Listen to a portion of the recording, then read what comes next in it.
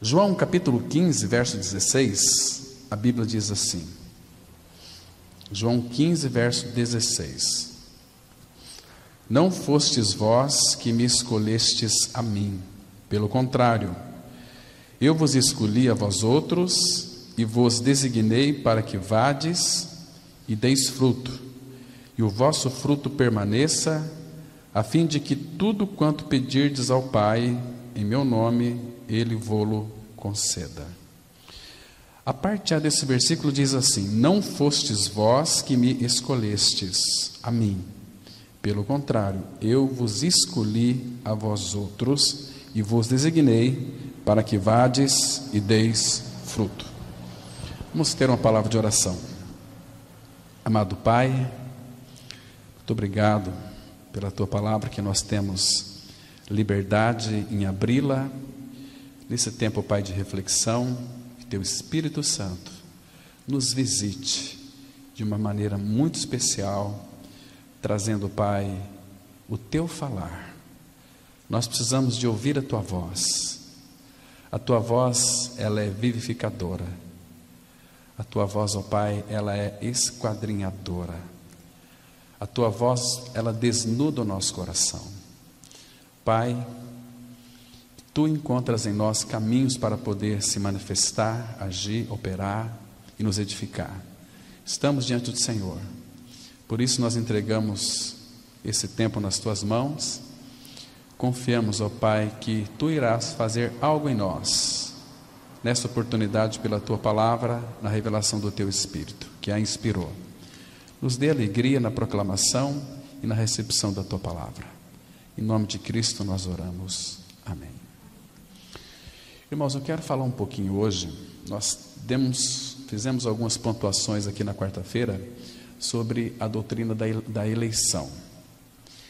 A doutrina da eleição, nós precisamos de falar dela, para nós então, irmãos, compreendermos mais o coração do nosso Pai Celestial, porque existem muitas pessoas que têm muita dificuldade sobre a questão da eleição.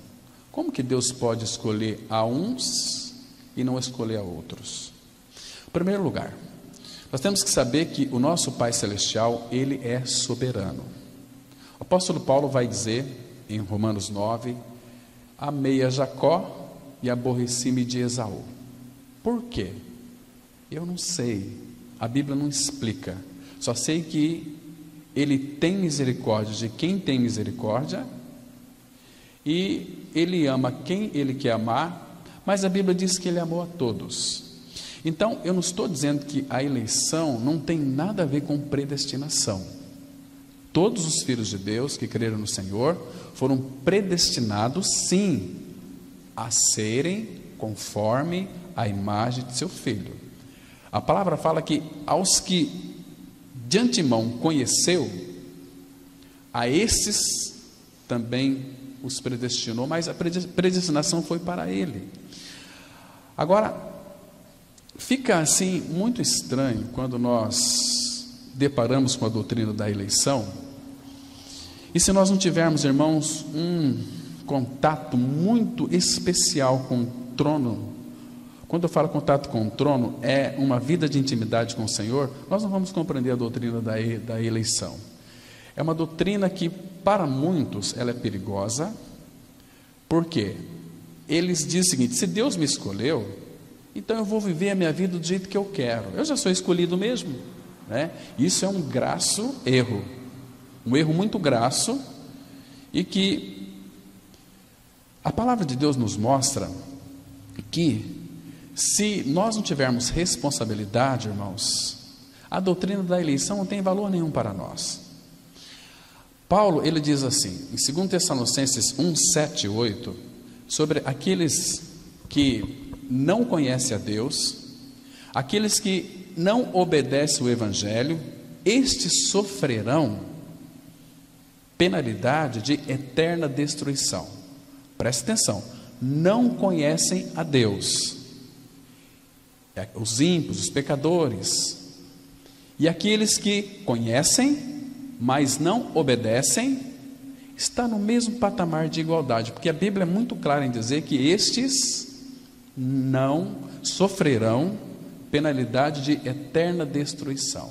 Então existe sim a soberania de Deus, mas também existe a nossa responsabilidade humana. Vocês se lembram daquele texto, Salmo 23, versículo 1? O Senhor é o meu pastor, nada me faltará. Irmãos, nós não ouvimos de lábios de muitas pessoas e muitos irmãos e irmãs dizendo o seguinte: olha, o Senhor é o meu pastor, então nada vai me faltar. Isso não é a verdade. O texto ali, eles interpretam segundo o seu, assim não, o Senhor é meu pastor, nada me faltará. Mas em que sentido que nada me faltará? Eu tenho falta de muitas coisas. Eu creio que você também tem falta de muitas coisas e vai ter falta de muitas coisas. Mas aquele texto, Salmo 23:1, quando diz lá, o Senhor é meu pastor, nada me faltará, nada vai me faltar naquilo que concerne ao Senhor.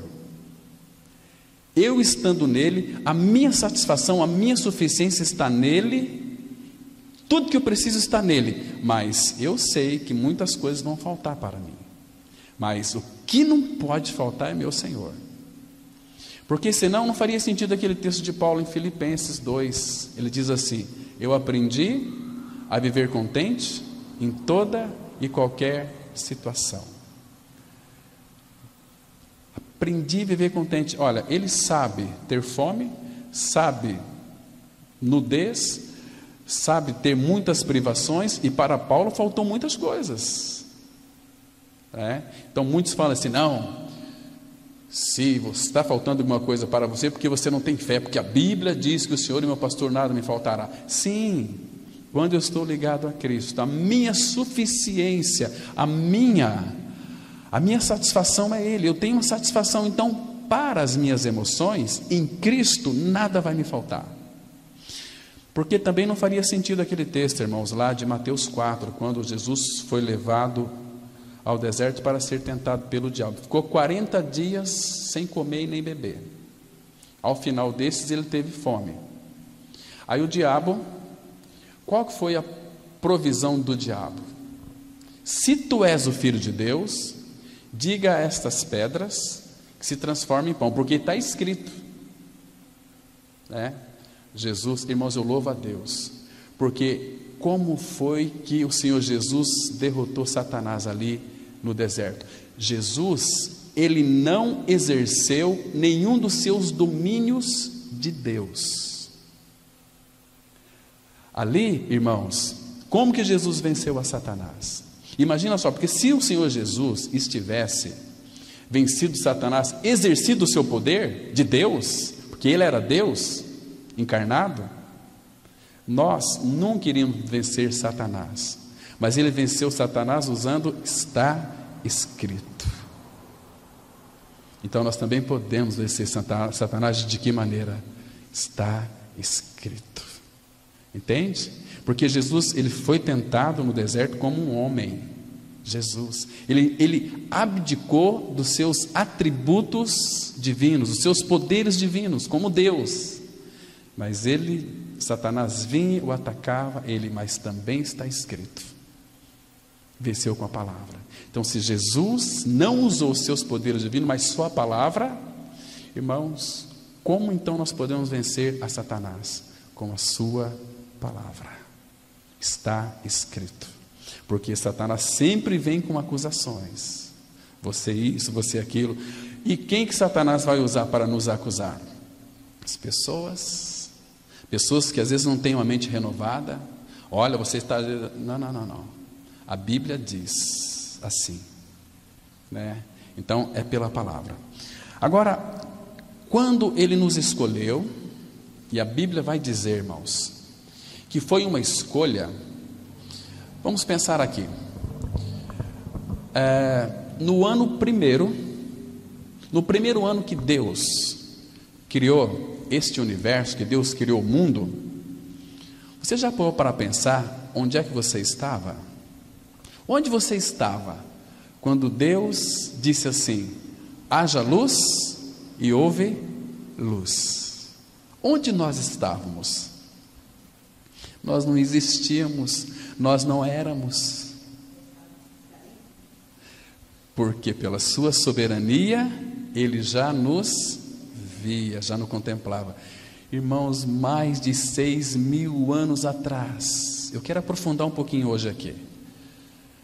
Mais de 6.000 anos atrás eu não era, você não era, ninguém aqui era, mas Ele era. E o Pai, porque a palavra de Deus vai dizer o seguinte, que o Senhor Jesus Cristo, Ele não foi criado, Ele foi gerado no seio eterno do Pai. Imagina, nós não sabemos disso, a nossa mente não consegue dimensionar quando foi que Cristo foi gerado. A palavra fala que foi gerado na eternidade. Imagina um dia, Deus o Pai se autocontemplando. Ele gerou a sua imagem, a imagem de Cristo, do Filho. Quando não havia nada, o Pai, Ele é autoexistente. O único autônomo é Deus o Pai. Nenhum de nós aqui somos autônomos. Não, eu sou autônomo, não preciso de ninguém. Precisa sim. Você precisa do agricultor, que ele planta os alimentos para você comer. Eu não preciso de ninguém. Mentira, hipocrisia. Nós precisamos, quer queira, quer não, um dos outros. No seu trabalho você precisa. Então, quando o Pai se autocontemplou, gerou a imagem do Filho. Claro que o Espírito Santo, Deus 3 vezes santo. Agora, naquele conselho eterno, eles então resolvem, o Pai criar todas as coisas para o Filho. Porque por meio dele e para ele são todas as coisas. O Pai criou tudo para o Filho, porque o Pai amava o Filho e criou todas as coisas para o Filho. Todos os presentes. Mas lembra daquele texto, irmãos? Quando então Deus fez o homem, depois viu que, depois que Adão deu o nome a todos os animais, lavrava a terra, Deus disse assim, olha como é que a Trindade funciona, irmãos. Graças ao Senhor, porque nós podemos conhecer a mente do Pai e o coração do Pai, porque nós temos um Deus que fala. Quando Ele fala, nós podemos conhecê-lo. Então Deus começou a falar. E olha a fala, interessante aqui, irmãos, que aqui começa a nossa história. Ele disse assim, não é bom que o homem esteja só. Começou a nossa história. Far-lhe-ei uma companheira que lhe seja idônea. Irmãos, então ali Deus criou Eva. Então Deus já estava começando o seu plano, colocar em prática todo o seu plano de criação. Então formou o homem para que Deus pudesse ter uma família de muitos filhos. Mas quando Deus disse, façamos o homem à nossa imagem e semelhança, e depois não é bom que o homem esteja só, significa que o Pai queria uma comunidade para se relacionar com a Trindade Santa. Seria um povo santo, porque Deus é santo, nós somos santos. Um Deus justo, nós também somos justos em Cristo. Um Deus que é perfeito, nós somos maduros em Cristo, estamos crescendo a maturidade espiritual, vivendo uma vida inteiramente para Ele, Então, ali começou a Eva, a palavra fala que ela é uma figura linda da igreja, e que Adão prefigurava Cristo. Adão e Eva, Cristo a igreja, que Paulo faz aquele lindo resumo lá em Efésios capítulo 5, sobre Cristo a igreja, marido e mulher. Então no nosso lar, o que é o nosso lar, irmãos? O nosso lar é uma miniatura da Trindade, onde tem o Pai, tem o Filho e tem ali o Espírito, tem os filhos, todo lar deve ser, pelo menos proposto no coração do Pai, um paraíso, pedacinho do céu, Irmão, será que nós teríamos coragem de convidar uma pessoa para passar pelo menos um mês conosco, para que ele experimentasse ali, vivenciasse no nosso lar um pedacinho do céu? Como que seria a nossa vida com um visitante ali? Nossa vida relacional, eu, a minha esposa, os filhos e o visitante. Será que ele conseguiria enxergar Cristo em nós, naquele ambiente celestial no nosso lar? Será que ele conseguia cheirar aquele bom perfume de Cristo? ali no nosso lar. Eu sei que em muitos lares sentiria cheiro de enxofre. Não tem aquele perfume gostoso de Cristo que a palavra fala: vós sois o bom perfume de Cristo, tanto naqueles que se perdem, quanto naqueles que são salvos. É duro nós sermos o perfume de Cristo para aqueles que se perdem, aqueles que têm convivido conosco, sentido o cheiro de Cristo em nós, mas de alguma maneira eles têm retrocedido, voltado para trás. Cheirou morte para eles, como José no Egito, lembra? José é uma figura de Cristo. Aqueles dois, quando eles estavam no calabouço, foram colocados dois presos junto com ele, o copeiro e o padeiro.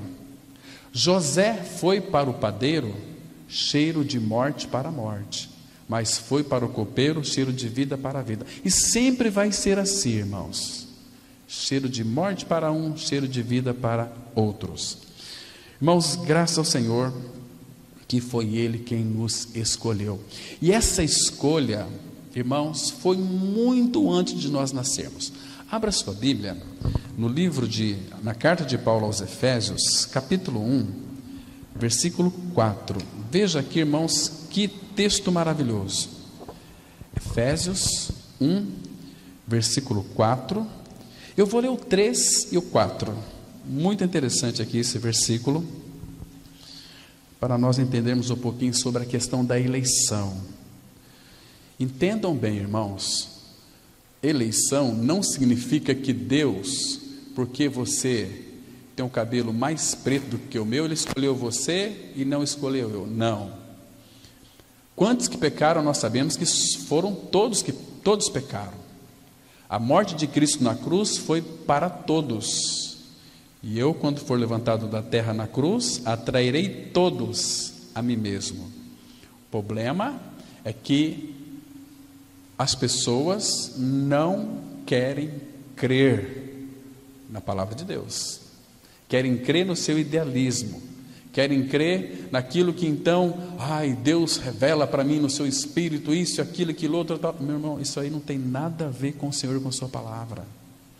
Tudo que Deus tem que falar para nós, revelar para nós hoje, tanto é que Paulo, ele escreve assim aos Efésios, você depois vai lá no versículo 17, ele diz assim: para que o Deus nosso Senhor Jesus Cristo, o Pai da glória, vos conceda espírito de sabedoria e de revelação no pleno conhecimento dele. Revelação para conhecer Cristo plenamente. Agora tem muitos que querem revelação do seu futuro, revelação do seu passado. Irmãos, Deus nunca vai mexer no nosso passado. Quem mexe no nosso passado é Satanás. Deus diz assim, Hebreus 8:12: para com as suas iniquidades eu perdoarei e jamais me lembrarei delas. Passado. Se alguém está em Cristo é nova criatura. As coisas velhas já passaram, tudo se fez novo. Então eu não posso ficar mexendo no meu passado, porque ele já foi apagado. Lá em Isaías, capítulo 43, a palavra fala assim, verso 25: eu mesmo sou o que apago as tuas transgressões, por amor a mim, e dos teus pecados não me lembro. Não me lembro. Então, se ele já pagou, perdoou, esqueceu, nós não podemos mexer no nosso passado, irmãos. Quem mexe é Satanás. Ele vai trazer alguma coisa à tona. Olha, lembra quem que você era? Então, mas graças ao Senhor, não apenas ele apagou, irmãos, mas 2 Pedro 1:9, a Bíblia diz assim, que é para nós não nos esquecermos, e não devemos esquecer, da purificação dos nossos pecados. Você sabe o que significa purificação dos pecados? Que Deus tornou os nossos pecados tão puros. Nós éramos tão sujos. A cor do pecado, lá em Isaías, capítulo 1, vai dizer que é vermelho, escarlata, carmesim, vermelho. Mas os nossos pecados, pelo sangue do Cordeiro, que nos justificou plenamente, a Bíblia diz que eles se tornaram mais mais branco do que a neve. Éramos todo manchado. Agora, quando Deus olha, Ele vê como que um papel em branco, sem nenhuma mancha. E Deus começa então a escrever a sua história na nossa vida. Ele começa a formar em nós a pessoa de Cristo, para que então Ele encontre caminhos em nós para poder agir. Mas, irmãos, a eleição me encanta, porque antes de eu nascer, Ele já havia me separado. Olha só, versículo 3, diz assim: bendito Deus e Pai de nosso Senhor Jesus Cristo, que nos tem abençoado com toda sorte de bênção espiritual nas regiões celestiais em Cristo. Irmãos, não vá em busca de bênçãos, você é abençoado, porque o abençoador não está do seu lado, o abençoador está dentro de você. As bênçãos irão atrás de você, e te alcançarão. Agora veja versículo 4: assim como nos escolheu, ou como nos elegeu nele, antes da fundação do mundo. Antes que Ele fundasse o mundo, eu e você já éramos eleitos, elegidos nele. Nós já estávamos nele, Ele já nos contemplava. Então, nos escolheu nele antes da fundação do mundo. Para que Ele nos elegeu? Para que Ele nos escolheu? Para que Ele nos escolheu, irmãos? Aqui já tem a resposta: para sermos santos. Agora aqui temos que fazer uma pergunta: nós somos santos ou somos crentes? O que você é? Um santo ou um crente? E Ele nos escolheu antes da fundação do mundo para sermos santos. Irmãos, o mínimo, santidade é o mínimo dos mínimos que nós devemos ser santos, porque Deus é santo, tem uma natureza santa, e se nós somos filhos de Deus, nós não podemos ser outra coisa a não ser santos. Vocês estão me compreendendo, irmãos? O que a eleição fez conosco? Santos e irrepreensíveis. Sabe o que significa essa palavra aqui, aos olhos do Pai, quando estamos em Cristo? Que o Pai não encontra em nós nada para nos repreender de errado. Estou dizendo que na nossa caminhada nós vamos cometer muitos erros, mas o Pai, Ele usa a sua varinha, a vara de Deus, Ele vai nos corrigir. Hebreus 12:6 fala que o Senhor corrige a todos quantos Ele ama, né? Então, nós não somos filhos bastardos, filhos ilegítimos, como aqueles fariseus religiosos. Nós temos por pai Abraão. Jesus disse para eles: não comeceis a dizer aí que vocês são filhos de Abraão, porque até essas pedras aí Deus pode se transformar em filhos de Abraão. Vocês não são filhos de Abraão coisa nenhuma, porque se vocês fossem filhos de Abraão, vocês me amariam. Agora vocês querem matar-me? Abraão não procedeu assim. Vocês são do diabo, que é o vosso pai, porque o diabo vive pecando desde o princípio e nunca se firmou na verdade, porque quando ele fala a mentira, profere do que ele é próprio, porque é mentiroso e pai da mentira. Vocês são filhos do diabo. Imagina como que eles ficaram, imagina a raiva deles, o ódio com relação a Cristo.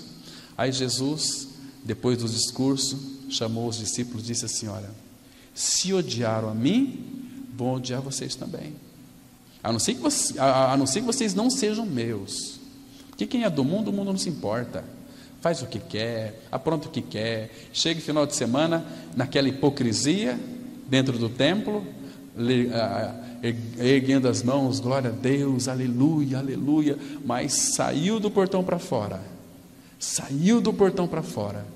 são uns crentes chantagistas, uns mequetrefes. A vida deles é uma vida podre, vivem uma vida de engano, enganam e estão sendo enganados, entende?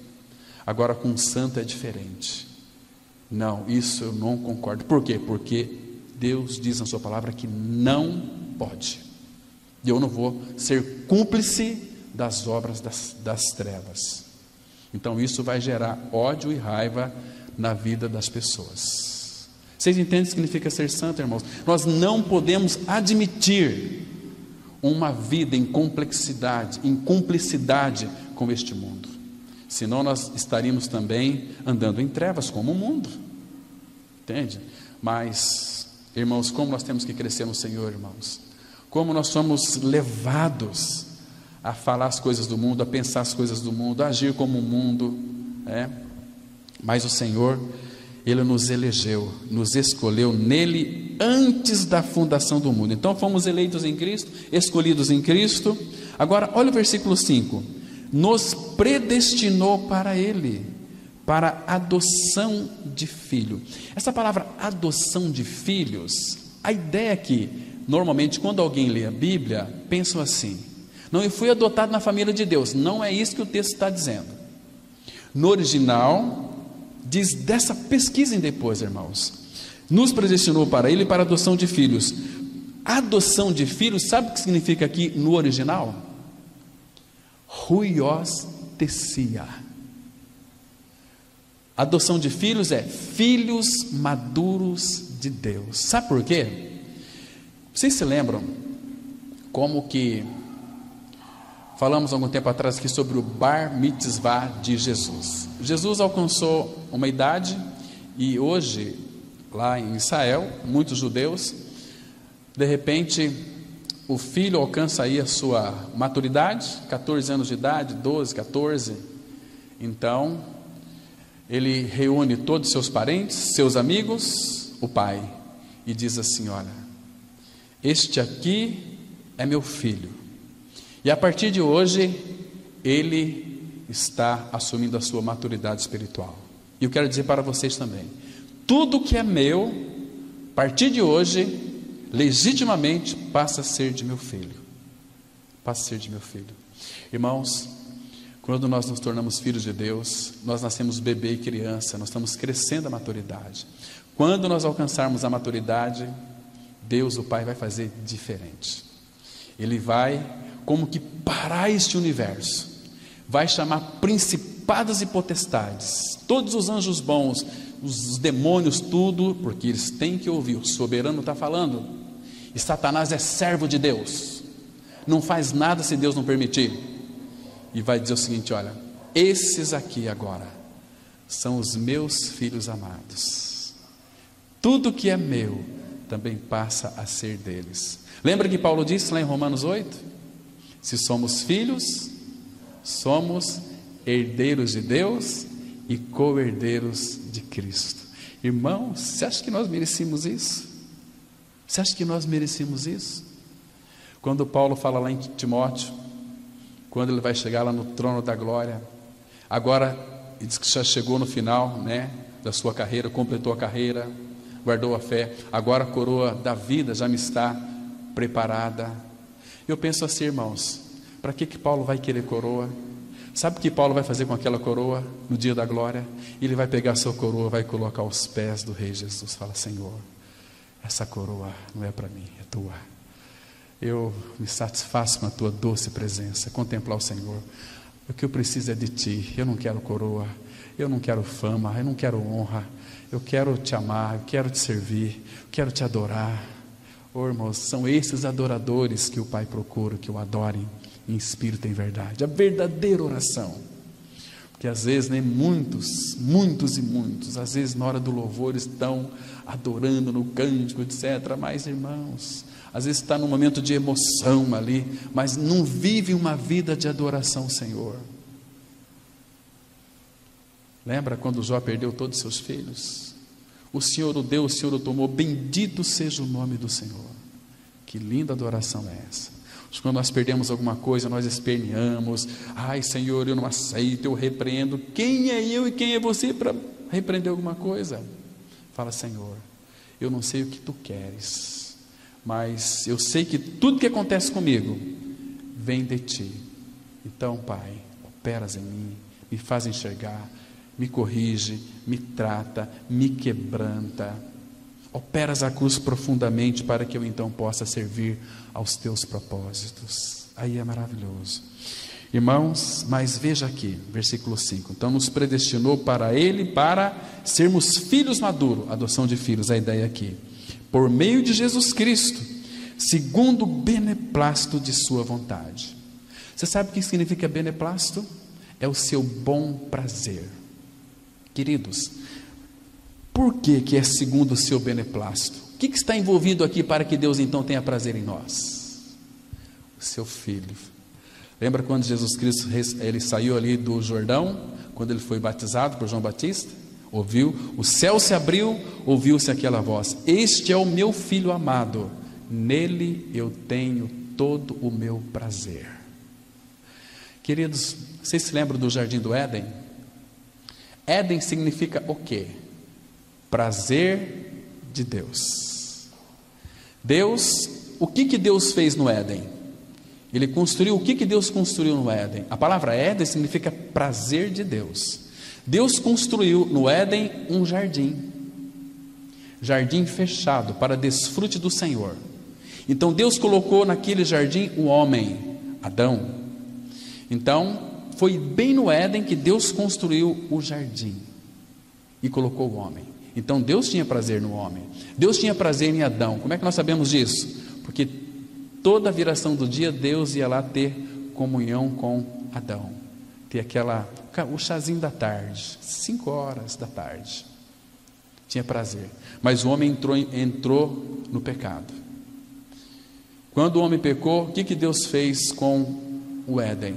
Deus tirou o Éden de lá, deixou o jardim, porque Éden é prazer. Irmãos, esse Éden foi tirado, ficou só o jardim. Aí começou a crescer abrolhos, espinhos, cardos. A natureza começou a sofrer.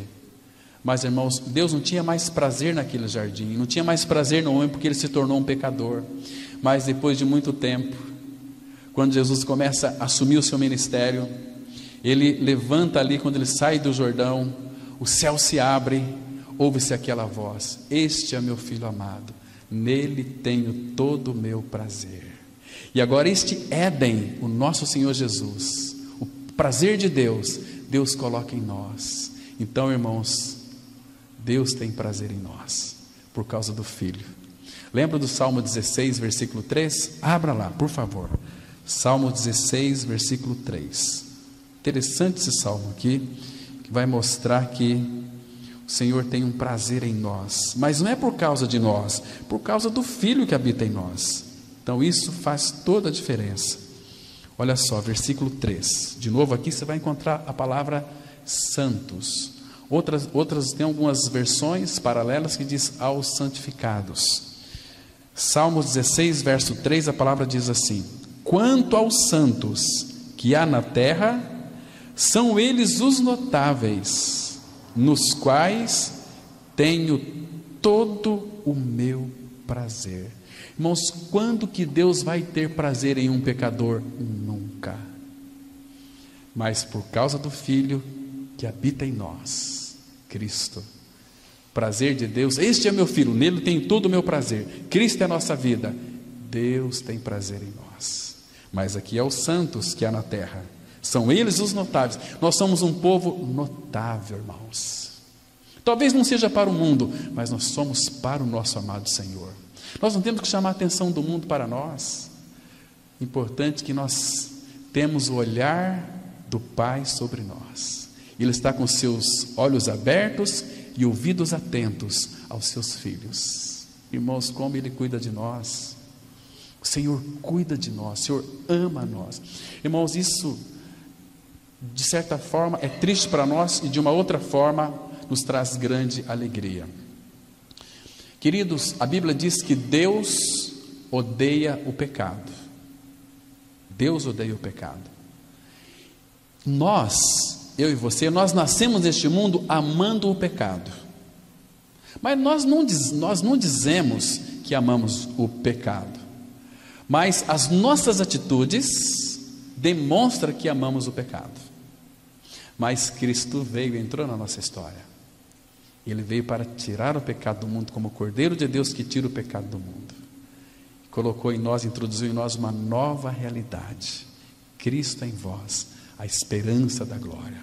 Ou seja, quando fala esperança da glória, está dizendo que a nossa fé, ela irá se perpetuar cada dia mais em realidade espiritual até se consumar. Qual que é a consumação da nossa fé? Quem que é a nossa fé, irmãos? O próprio Senhor Jesus. Quando que vai consumar a nossa fé? Jesus é o autor e consumador da fé. Sabe quando? Quando você entrar aos portais eternos, de repente você olha, você vê aquele que é a tua fé, o Senhor Jesus. Imagina que encontro. Senhor Jesus. Irmãos, nós podemos ter vergonha do nosso Mestre, do nosso Senhor. Ele te escolheu desde a fundação do mundo, não para você ficar com medo dele, mas para você amá-lo, adorá-lo, entrar cada dia mais numa realidade profunda com o Senhor. Irmãos, eu fico tão triste quando vejo pessoas tão queridas, com Bíblia na mão, sendo encabrestadas por esses pastores que nada sabem, que a Bíblia diz, chama eles de cães. Tais cães são gulosos, são pastores que nada compreendem. Criam-se aí denominação, fundam as suas igrejas, estão aí levando as pessoas à escravidão. Falam dessas revelações, minha irmã, lembra? Dessas revelações totalmente idiotas, imbecis, que traz perturbação para os lares. A palavra de Deus, quando entra no lar, ela traz restauração, traz vivificação, traz harmonia, traz amor, traz felicidade, traz cura, traz harmonia, traz união. Até os vizinhos sentem o cheiro onde habita uma nova criatura. Até os nossos vizinhos são abençoados, porque ali tem um filho, uma filha de Deus. Os vizinhos também usufruem dessas bênçãos tão maravilhosas, né? Irmãos, como nós precisamos amar o nosso amado Senhor. Graças a Deus que fomos eleitos desde a fundação do mundo para sermos dele, porque o Senhor, irmãos, ele é onisciente. Deus tem 3 atributos que são maravilhosos. Ele é onipotente, onipresente e onisciente. Agora, a onisciência dele, o que significa onisciência? Ele viu o fim antes do começo. Então, graças a Deus que pescador totalmente inexpressivo, que não frequentou escola nenhuma, entendeu a presciência de Deus. Eu conheço um pescador, conheci ele de ouvir falar. Eu vou mostrar para vocês quem é ele. Um pescador totalmente inexpressivo, bravo, duvidoso e que também negou o nosso Senhor, né? Apóstolo Pedro, um cara turrão, um sujeito que estava no nosso... Se ele estivesse no nosso meio aqui, Pedro ia ter muito problema com nós. Ia brigar com o Léo, brigar com o Ricardo, ia brigar com o Edmilson, não ia concordar com a Lari, com a Vilma, com o Cláudio, ia fazer aqui, Pedro, mas você... Não, é turrão demais. Mas ele entendeu, irmãos, o que significa a presciência de Deus. Por que ele entendeu? Porque, irmãos, ele viveu uma vida de intimidade com o seu Senhor. Não ali na energia da sua carne, mas quando Cristo ressuscitou dentre os mortos, aí ele foi tratar com Pedro. Pedro, tu me amas? Ele fez 3 perguntas para Pedro. Tu me amas? Porque Pedro havia negado ele 3 vezes. E aí, irmãos, depois que Cristo, pelo Espírito, veio habitar dentro do coração de Pedro, ele entendeu o que é eleição, pela presciência de Deus. Abra a sua Bíblia, vamos ver lá o que esse pescador disse, inspirado pelo Espírito. 1 Pedro, capítulo 1, vamos ver aqui que interessante. Versículo 1 e 2, olha só, irmãos, que sabedoria. Claro que isso aqui é o Espírito falando através do apóstolo Pedro, né? A palavra diz assim, olha só: Pedro, apóstolo de Jesus Cristo. A palavra apóstolo, vocês sabem que significa enviado. Aos eleitos, para mim e para você, essa carta endereçada do coração de Deus para o meu e seu coração, aos eleitos, que são forasteiros da dispersão no ponto Galácia, Capadócia, Ásia e Bitínia, eleitos segundo a presciência. Presciência é um conhecimento antes dele existir. Eleitos segundo a presciência de Deus Pai, em santificação do Espírito, para, olha a nossa responsabilidade aqui, para a obediência e a aspersão do sangue de Jesus Cristo, graça e paz vos sejam multiplicadas, não apenas dada, graça e paz vos sejam multiplicadas. Irmãos, nós temos recebido dessa multiplicação da graça em nós. O Senhor Jesus Cristo, irmãos, Ele não tem, vamos dizer assim, fundo. Você cavuca em Cristo, você nunca vai encontrar o fundo, porque Ele é muito rico. Paulo diz assim, em Romanos 11:33, ó profundidade da riqueza, ó profundidade da riqueza, nunca vou achar o fim dela, tanto da sabedoria, como do conhecimento de Deus, quão inescrutáveis são os seus caminhos. Ele é inescrutável. Nosso Senhor é tão grande, irmãos, mas tão grande, mas tão grande. O Salmo 135, ele diz assim, porque eu sei que o Senhor é grande. Irmão, Ele é grande. O nosso Pai, o nosso Senhor, Ele é grande. E tudo aquilo que Ele quis, Ele fez. No céu, na terra, em todos os abismos, debaixo da terra. Tudo que Ele quis, Ele fez. Agora, vamos para um texto aqui, irmãos. Isaías 46. Isaías 46, esse aqui é o nosso Pai. Você pode falar assim, é um orgulho santo você pode ter aqui, eu tenho um paizão que é grande, eu tenho um paizão que eu não tenho que ter medo de nada e nem de ninguém, porque Ele sabe de todas as coisas. 46 de Isaías, versículo 9, lembrai-vos das coisas passadas da antiguidade. Então Ele está pedindo para a gente lembrar. Isso aqui, se você talvez se esqueceu, leia o Antigo Testamento de novo, que você vai lembrar de tudo, né? Lembrai-vos das coisas passadas. Olha só aqui, que eu sou Deus. Irmãos, não esqueça disso quando você estiver em dificuldade. Você tem um Pai, que não é apenas Pai, é Deus. E esse Deus, a Bíblia diz que nada é impossível para Ele. Imagina só, com quem que nós estamos tratando. Eu sou Deus e não há outro. Eu sou Deus e não há outro semelhante a mim. Olha o versículo 10.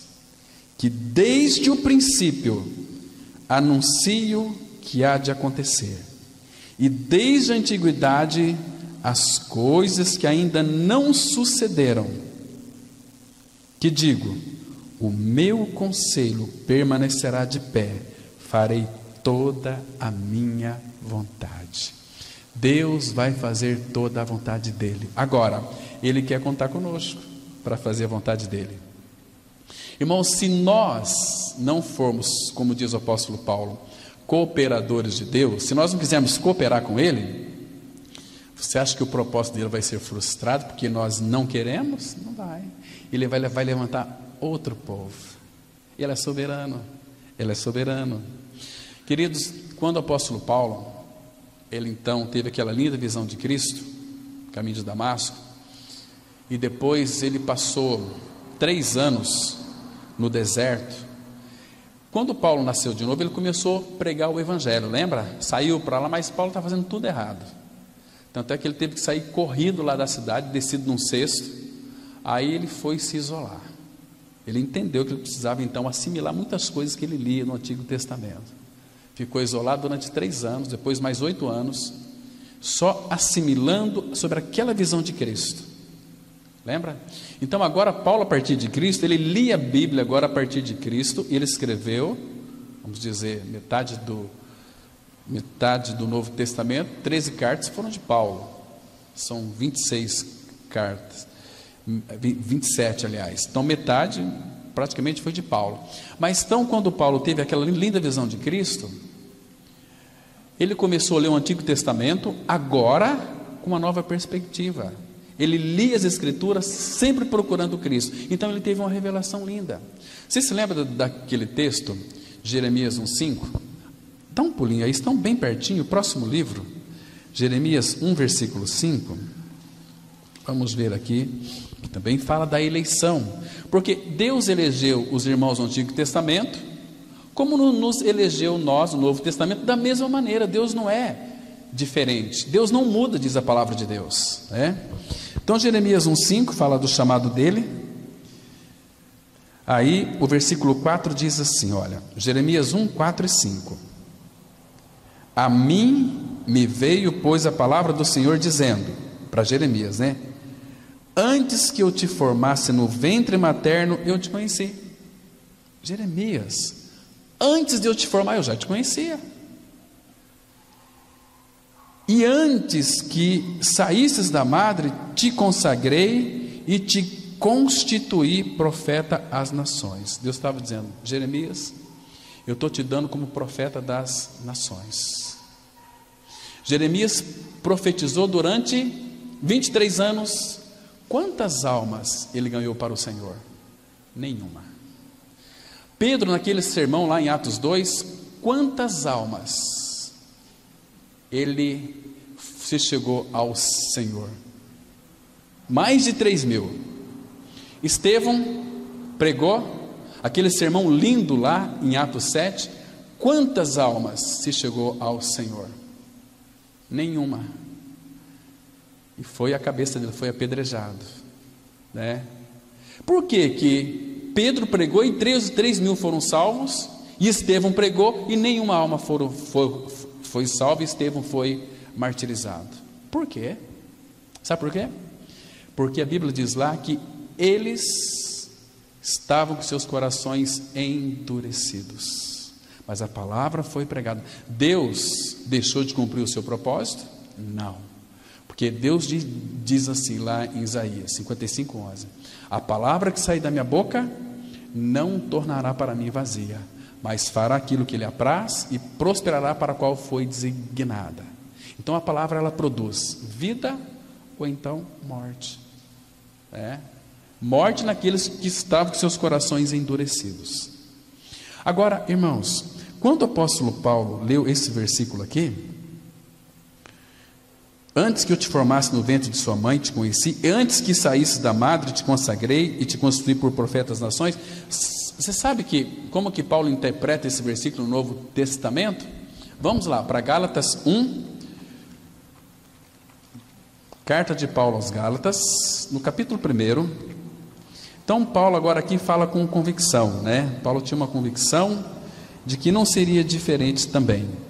Diz assim a palavra, versículo 15 e 16, Gálatas 1, 15 e 16, que diz assim, as Escrituras. Olha que interessante, Gálatas 1, 15 e 16. Quando, porém, ao que me separou antes de eu nascer, está vendo aqui?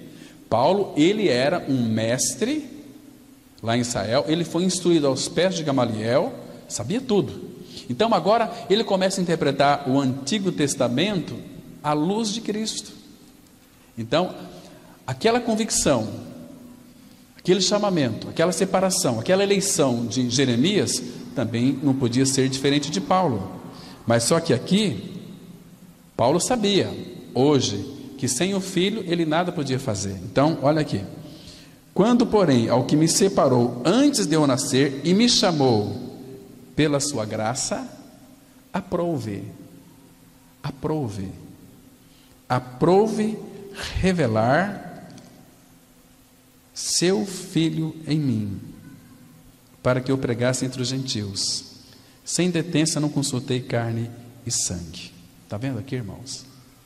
Então agora, todo o Antigo Testamento para Paulo foi revelado, à luz do Espírito, e Paulo estava compilando aqui o Novo Testamento, sendo uma bênção. E graças a Deus que esses escritos, vamos dizer, do nosso irmão Paulo, que tanto sofreu, nós temos em nossas mãos. As escrituras que você tem na sua mão aí, queridos, é um testamento teu. Fico pensando assim, quando eu ouço assim uma pessoa dizer o seguinte: puxa vida, depois que meus pais morrerem, eu vou tomar posse das terras que ele tem, né, da empresa de meu pai, porque eu sou filho único, né? Irmãos, então o pai morre, deixou tudo, o filho vai tomar posse. Nós temos um testamento em nossas mãos aqui. O filho morreu. Então, irmãos, tudo isto é para nós. Irmãos, eu fico tão triste quando eu vejo cristãos vivendo vidas miseráveis, vidas sem significado, vidas que não expressam a alegria, o amor, a graça, a misericórdia. Vive uma vida de murmuração, de reclamação. Gente, nós temos um testamento. Tudo isso aqui Deus escreveu para mim e para você. É a carta de amor de Deus para mim e para você. Ele diz em Hebreus que para que haja um testamento legítimo, é necessário que intervenha a morte do testador. O nosso Senhor Jesus Cristo morreu. Lembra lá em João 19, está consumado. Rendeu o Espírito, ele expirou, morreu. Então, tudo isto veio para as nossas mãos. Então, irmãos, nós temos uma grande riqueza na nossa mão. Fomos eleitos.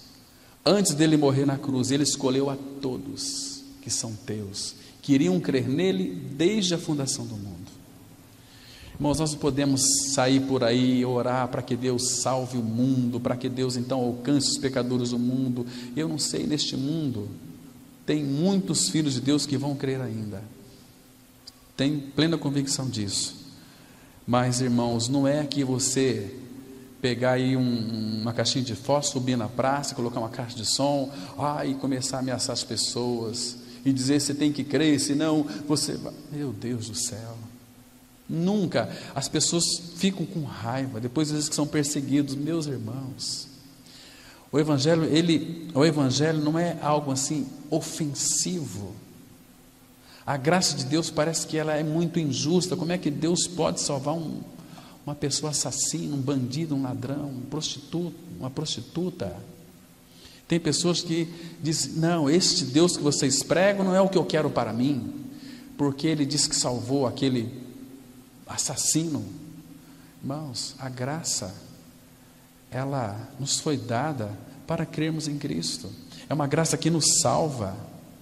E Deus ele não mede pecados. Aliás, são os frutos do pecado, porque o pecado nós nascemos com ele, é o pecado de Adão. Mas, irmãos, Cristo removeu esse pecado, né? Irmãos, eleição, como nós precisamos entender mais essa eleição. Agora, nós lemos lá que eleito segundo a sua presciência. Essa palavra aqui, presciência, ela aparece explicitamente só no Novo Testamento. No Antigo Testamento, implicitamente. Até no Novo Testamento, algumas vezes ela aparece também implicitamente, né? Essa palavra aqui, no grego, significa presciência, prognosis, que daí vem aquela palavra também de prognósticos, prognosticadores que querem adivinhar o futuro, fizeram confusão terrível. Isso Deus abomina, né? Prognose, de onde nós temos a palavra prognóstico, previsão do futuro, né? Mas a palavra prognóstico, no sentido original, ela também significa decreto e determinação. Presciência, aquele que conhece antes de todas as coisas, então ele determinou. Imagina só que cada um de nós, de toda a humanidade, Deus fez questão de separar um livro para cada um de nós. Não apenas o livro da vida. Aqueles que nasceram de novo, seus nomes são escritos no livro da vida. Irmão, você sabia que todos os atos, todas as palavras que os homens proferirem, terão de dar conta dela? Por quê? Porque estão escritos. Cada palavra que nós falamos, Deus escreve no seu livro. No livro teu que está nas mãos do Pai. Então, tudo que você fizer já foi determinado pelo Pai. Mas como assim? Então eu sou um robozinho? Não é isso. Deus, Ele conhece, Ele não é o alfa e o ômega, Ele conhece o fim antes do começo. Então, tudo aquilo que a gente iria falar, iria fazer, Ele já sabia. Então, se eu sei que tudo que uma pessoa vai fazer, eu já escrevo aqui, etc. Pronto, ela vai fazer dessa, porque Ele sabe, na eternidade, Ele entra na nossa vida, Ele é eterno. Então Ele sabe todas as coisas, Ele sabe tudo que aconteceu ontem, que vai acontecer amanhã, todos os detalhes da nossa vida, o nosso levantar, nosso assentar. Se é um Deus que cuida do fio de cabelo da nossa cabeça, então é um Deus de muitos detalhes. Deixa eu mostrar para vocês aqui. Abra no Salmo 139, versículo 16. Salmo 139, verso 16. Muito interessante nós vermos a grandeza do nosso Pai aqui, irmãos. Salmo 139, versículo 16. A palavra, ela diz assim, olha que interessante.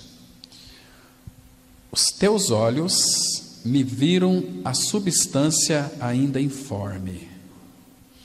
Quando eu era formado, ele já me via.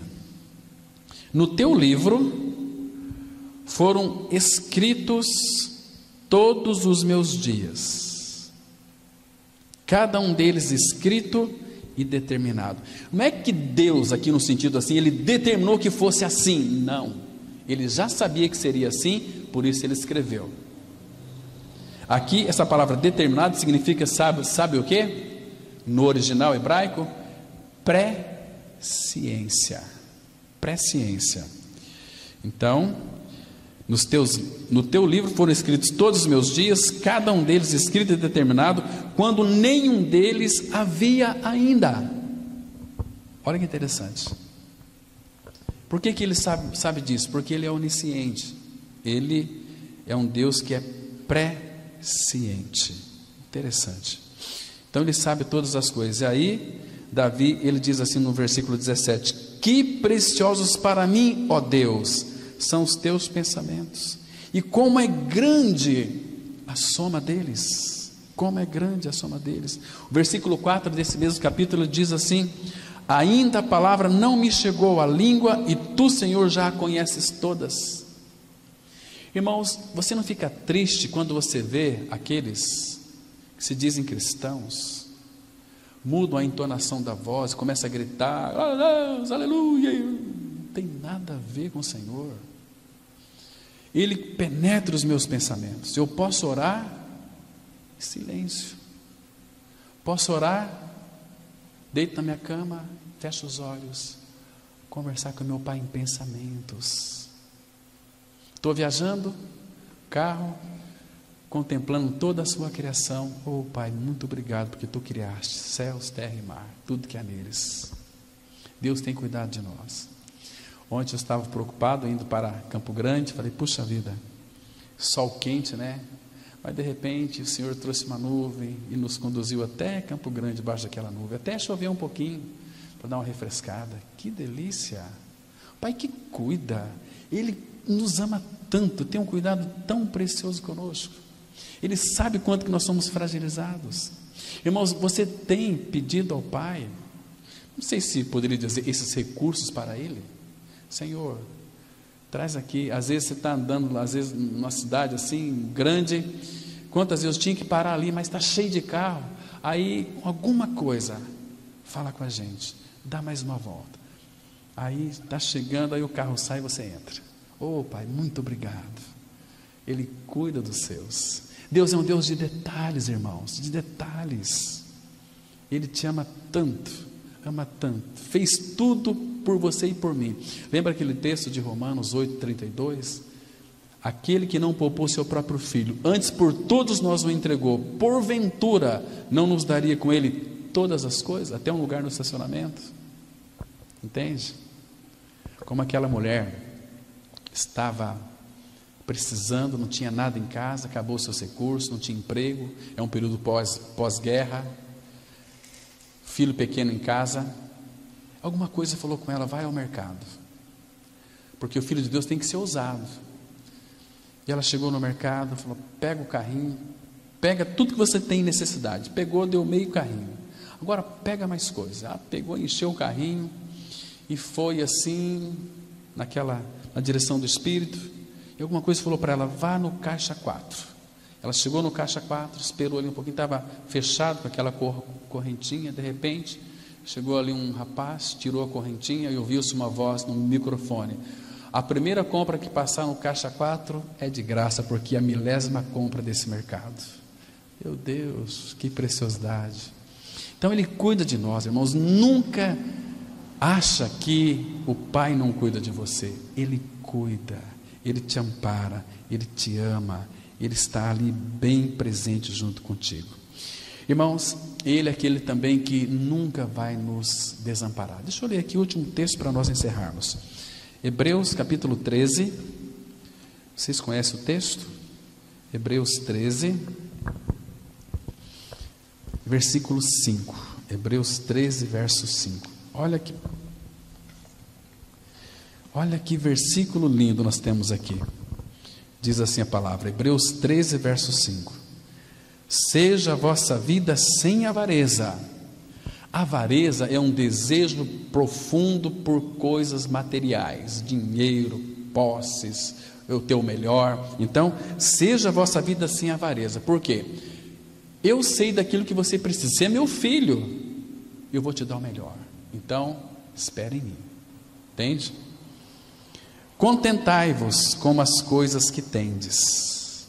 Irmãos, você é contente com as coisas que você tem? Você é contente com a sua família? Você é contente com os bens materiais que Deus colocou nas tuas mãos para você administrar? Contentai-vos com as coisas que tendes, porque Ele tem dito. Olha aqui, irmãos. Veja o que Ele diz para nós: de maneira alguma te deixarei, nunca jamais te abandonarei. Assim, afirmemos confiantemente: o Senhor é o meu auxílio, não temerei. Que me poderá fazer o homem? Que me poderá fazer o homem? Então, irmãos, o Senhor, Ele quer alcançar em nós um coração agradecido. E graças ao Senhor também, porque Ele nos escolheu nele desde a fundação do mundo. Ele já sabia que um determinado dia você iria crer. Então, para que não tivesse dúvida nenhuma, Ele revelou a sua graça. Ele, através da palavra, nos vivificou para que nós então pudéssemos invocá-lo. Porque um morto, espiritualmente, não tem reação nenhuma, mas Ele nos vivificou. O salmista vai dizer o seguinte: a tua palavra é o que me vivifica. A minha alma está pegada ao pó, vivifica-me segundo a tua palavra. Amém. Vamos orar. Pai, que tempo precioso é ler as Escrituras, refletir na tua palavra, Pai. Continue nos dando visão espiritual do próprio Senhor, abrindo a nossa mente, o nosso coração, falando conosco, nos avivando, colocando este anseio profundo em nosso coração por Ti mesmo. Nós somos Teus. Pai, o que mais nos alegra é sentar aos Teus pés e ouvir a Tua voz. Pai Santo, esteja, Pai, ungindo-nos a cada um de nós com Teu bendito Espírito que já habita em nós, para que então nós sejamos conduzidos a toda a verdade. Continue falando conosco, Pai, em nome de Teu Filho Jesus. Amém.